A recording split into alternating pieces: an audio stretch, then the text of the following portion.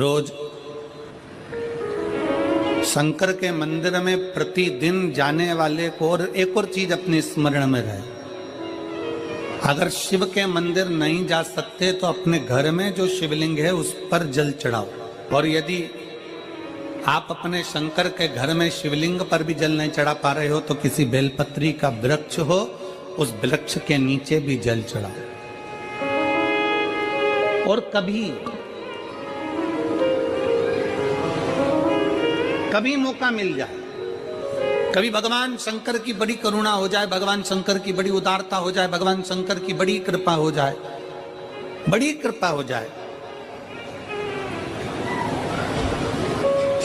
भगवान शंकर जिस दिन तुम्हारे ऊपर बड़ी कृपा कर दे, किसी सोमवार को 3 नियम बना लो। जिस दिन मेरा भोले बाबा तुम पर कृपा कर दे उस दिन सोमवार का एक नियम बनाओ कि महीने का एक सोमवार मुझे ऐसा करना है, 3 नियम धारण करना है महीने के सोमवार को। पहला, सुबेरे जाकर शंकर भगवान को 1 लोटा जल चढ़ाना है। दूसरा, दोपहर के समय पर जाकर मुझे बेलपत्री के वृक्ष के नीचे एक चावल का दाना रखकर बेलपत्री की 7, 11, 21, 108, 51 जितनी परिक्रमा आप लगा सकते हो वो लगाना है।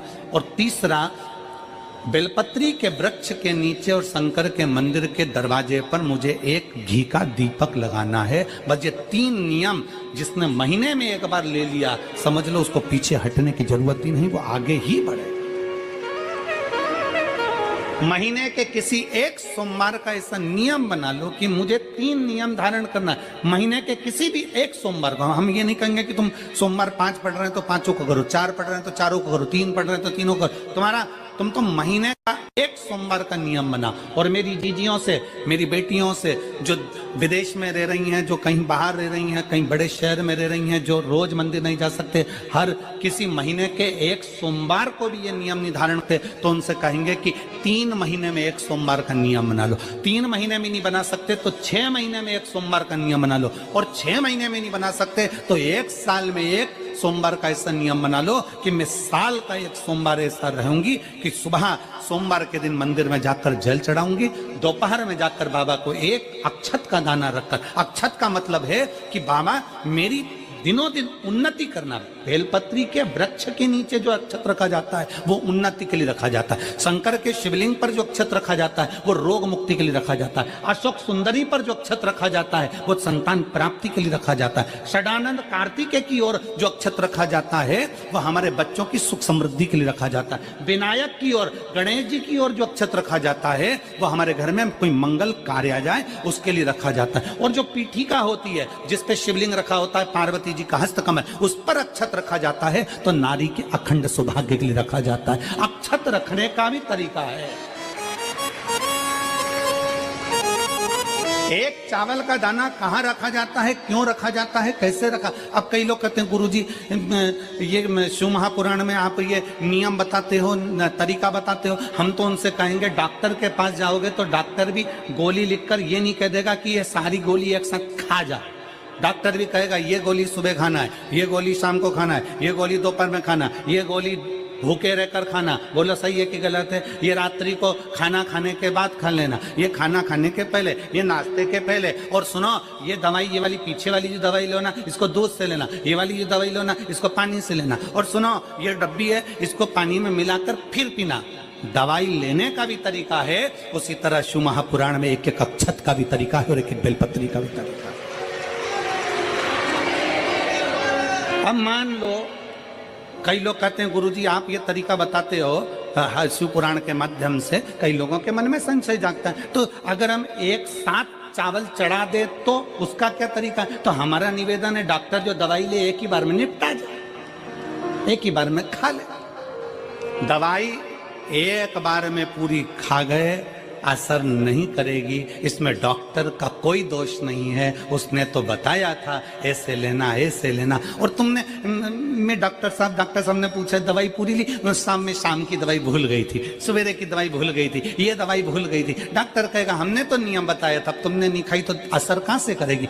तुम असर कब करती है? जब हम पूजन के तरीके को जान जाएं, जब हम अर्चना के तरीके को जाएं।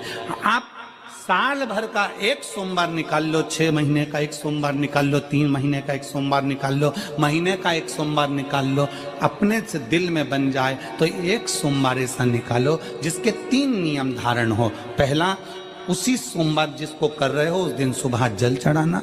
दूसरे, दोपहर के समय पर जाकर बेलपत्री के वृक्ष के नीचे एक चावल का दाना रखना और परिक्रमा बेलपत्र की जितनी तुमसे बन जाए, जितनी तुम्हारे शरीर की कैपेसिटी हो, जितना तुम्हारा शरीर चलते बन जाए। हम तो ये भी नहीं कहते कि तुम भूखे रहकर भगवान का भजन करो, हम कभी नहीं कहते। हम तो यहां तक कहते हैं, हमारे पुष्टि मार्ग में यहां तक कहा गया कि वल्लभ कुल की एकादशी करो, भले बकरी जैसे चरो पर एकादशी करो।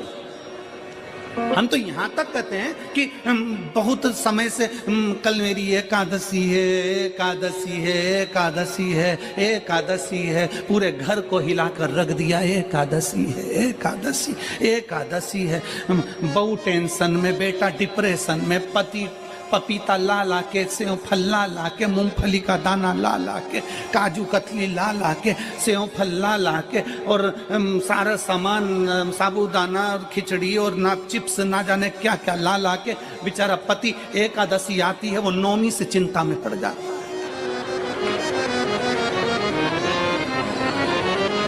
हम तो ये भी नहीं कहते कि तुम व्रत बहुत भारी करो, तुम व्रत उपास भी बहुत बहुत टेंशन वाला करो, ना ना ना।